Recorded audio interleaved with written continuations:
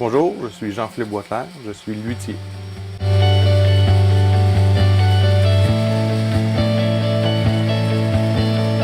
Luthier, c'est un fabricant réparateur d'instruments de musique, principalement à cordes.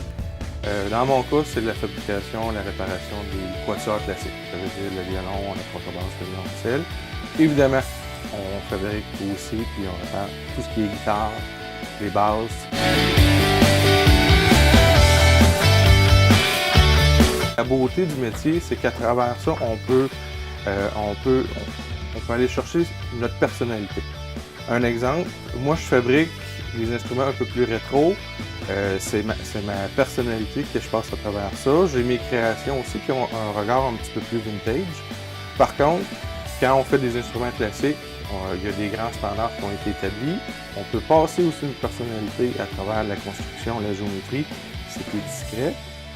Dans les instruments comme les guitares classiques, les instruments violon, c'est très établi. Mais la personnalité acoustique, on peut se personnaliser beaucoup dans notre son. Les gens vont nous reconnaître à ce moment-là pour la saveur de l'instrument. On préfère se faire reconnaître pour la saveur de notre instrument, la sonorité. Mais évidemment, la beauté, la confection vient aussi dans la personnalisation de l'instrument.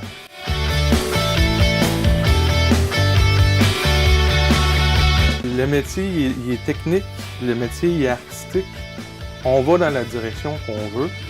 La beauté, c'est de l'ingénierie, c'est de la machinerie, du bois ouvré à travers l'artisanat à petite échelle.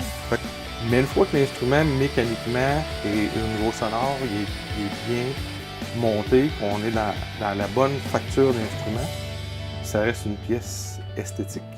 Qu'est-ce qui me démarque peut-être, c'est la fabrication d'instruments, mais les transformations un peu rétro.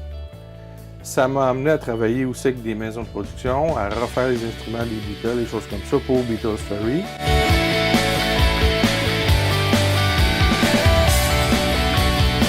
Quand on est luthier, on n'est pas nécessairement musicien, on n'est pas nécessairement un bon musicien.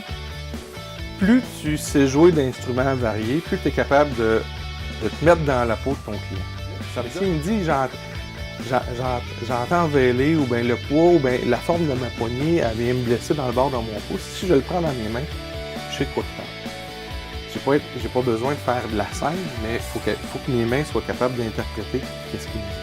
Il faut devenir spécialiste de la morphologie, il faut devenir un spécialiste des sonorités et des textures. Ça se fait pas du jour au lendemain. On sort de l'école, là, on n'est pas bon. Il y a aussi le côté humain du métier. Souvent, c'est un peu comme ton médecin, ton luthier, tu vas le garder pour des années, tu vas l'adopter, il va connaître tes besoins. Fait que rencontrer des nouvelles personnes, tant mieux, on règle les problèmes techniques, puis tes apprivoirs.